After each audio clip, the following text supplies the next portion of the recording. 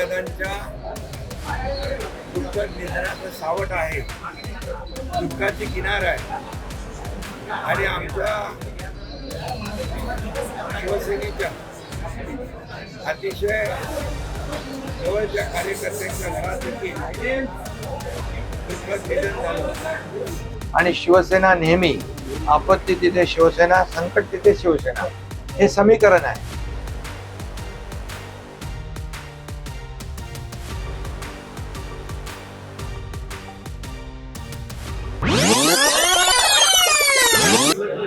होळी काल झाली,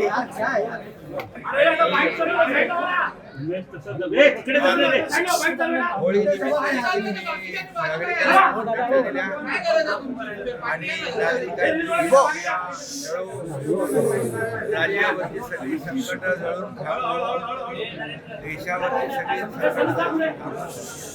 अशा प्रकारची प्रार्थना देवीजवळ काल केली. आज धुलीवंदन आहे. धुलीवंदन मी म्हणजे धुळवडी निमित्त, धुलीवंदनानिमित्त आणि रंगपंचमी म्हणतो आपण, रंगपंचमी निमित्त सर्व महाराष्ट्रातल्या तमाम जनतेला मनापासून मी धुलीवंदनाच्या शुभेच्छा देतो. आणि त्यांच्या आयुष्यामध्ये सुखाचे, समृद्धीचे, आनंदाचे आणि आरोग्याचे दिवस येवो. त्यांच्या जीवनामध्ये, महाराष्ट्राच्या तमाम जनतेच्या जीवनामध्ये सप्तरंगाची उधळण हो आणि आनंदाची बरसात हो, अशा प्रकारच्या मनापासून मी तमाम जनतेला शुभेच्छा देतो. आणि त्याचबरोबर या वर्षीची होळी आणि धुलीवंदन यावर अजितदादांच्या दुःखद निधनाचं सावट आहे, दुःखाची किनार आहे आणि आमच्या शिवसेनेच्या अतिशय जवळच्या कार्यकर्त्यांच्या घरात देखील दुःखद निधन झालं. आणि म्हणून हे देखील दुःख कार्यकर्त्यांच्या घरातलं म्हणून म्हणजे आमच्या परिवारातलं आहे. आणि म्हणून यावर्षी धुळवड धुलीवंदन दरवर्षीप्रमाणे आम्ही उत्साहात साजरे करायचो. यावर्षी अशा प्रकारचा उत्साहात जल्लोषात साजरा न करता आपली परंपरा धुलीवंदनाची जोपासण्याचं काम, आपली संस्कृती पुढे नेण्याचं काम शिवसेना करते आहे. आणि म्हणून आमची परंपरा आहे की धर्मवीर आनंद दिघे साहेबांच्या आनंद आश्रमामध्ये येऊन त्यांना अभिवादन करणं, वंदन करणं आणि बाळासाहेबांना आणि हिंदुहृदय सम्राट बाळासाहेब ठाकरे यांना आणि धर्मवीर आनंद दिघे साहेबांना दोघांच्या प्रतिमेसमोर वंदन केलं. त्यांनाही विविध रंग, त्यांचा काही परंपरा जी आहे ही जोपासण्याचं काम केलेलं आहे. आणि म्हणून दरवर्षी या आनंद आश्रमामध्ये टेंबी नाक्यामध्ये हजारो कार्यकर्ते येतात आणि प्रत्येक सण उत्सव साजरा करतात. धर्मवीर आनंद दिघे साहेब यांनी या ठाण्यामध्ये सर्व सण, गणपती, नवरात्रोत्सव, गोविंदा, हे होळी, धुलीवंदन, हे सगळे सण त्यांनी सुरू केले. आणि त्यांनी ही परंपरा, ही ठाण्यातली परंपरा महाराष्ट्रामध्ये पसरवण्याचं, वाढवण्याचं काम आनंद दिघे साहेबांनी केलं. आणि त्यामुळे आनंद दिघे ठाणे ही उत्सवाची पंढरी, गोविंदाची पंढरी, सर्व सणाची पंढरी म्हणून आपण ओळखतो. आणि म्हणून धर्मवीर आनंद दिघे साहेबांना या प्रसंगी मी वंदन करतो. बाळासाहेबांनी वंदन. आणि पुन्हा एकदा सर्व तमाम बळीराजा आहे, शेतकरी आहे, कष्टकरी आहे, कामगार आहे, आमच्या लाडक्या बहिणी आहेत, लाडके भाऊ आहेत, ज्येष्ठ आहेत, त्या तमाम महाराष्ट्रातल्या जनतेच्या आयुष्यामध्ये आनंदाच्या सप्तरंगांची बरसात हो अशी पुन्हा एकदा आई जगदंबेच्या चरणी प्रार्थना करतो. आणि तुम्हाला सगळ्यांना होळीच्या, पत्रकारांना देखील मनापासून धुळीवंदनाच्या, धुळवडीच्या देखील शुभेच्छा. आणि पर्यावरण पूरक होळी साजरी करावी असं आवाहन मी कालच केलेलं.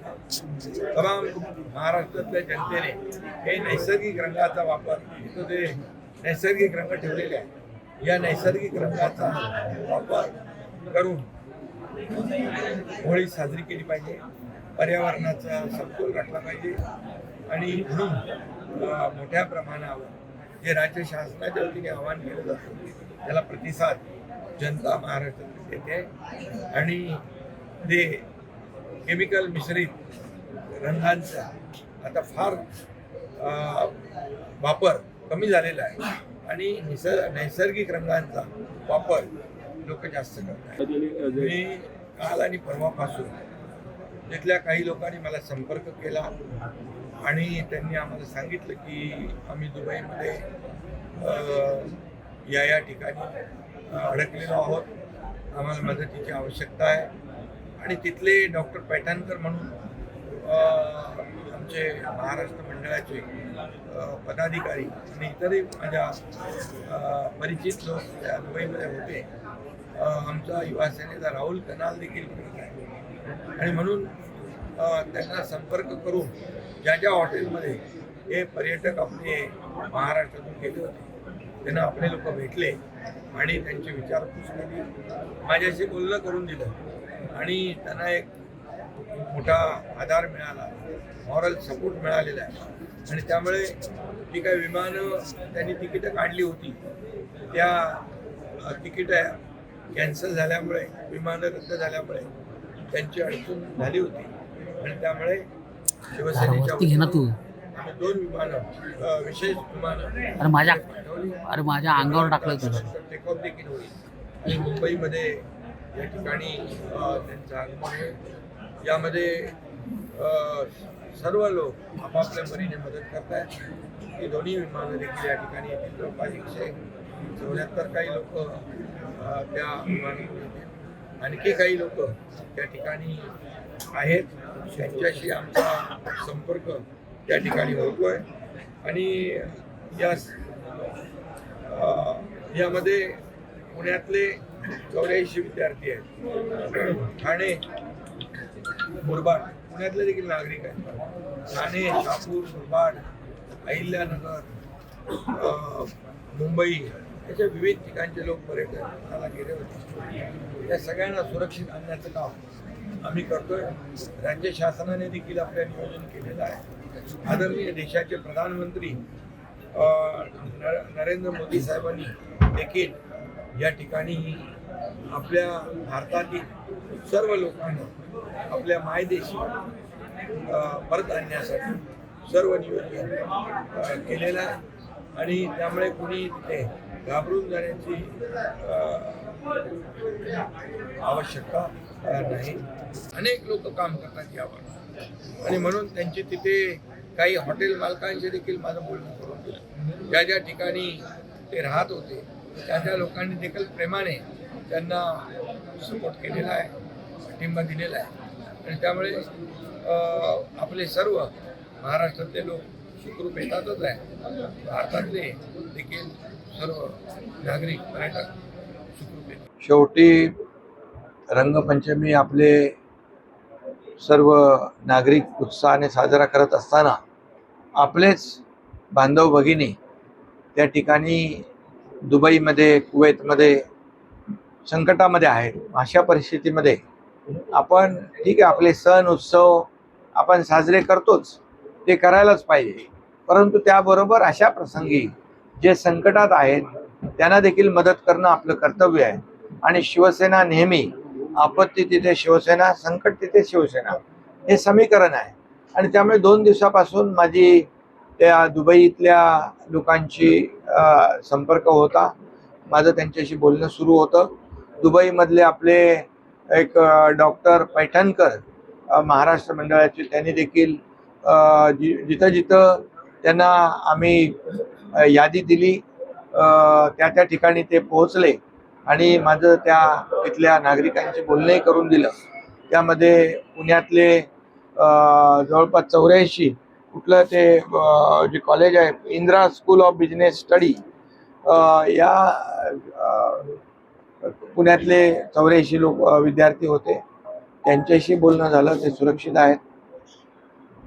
आणि पुणे असेल, ठाणे आहे, शहापूर आहे, मुरबाड आहे, अहिल्यानगर आहे, इतरही ठिकाणचे जे कोणी लोक त्या ठिकाणी अडकलेत त्यांच्याशी माझं काल परवा 2 दिवसात बोलणं झालं.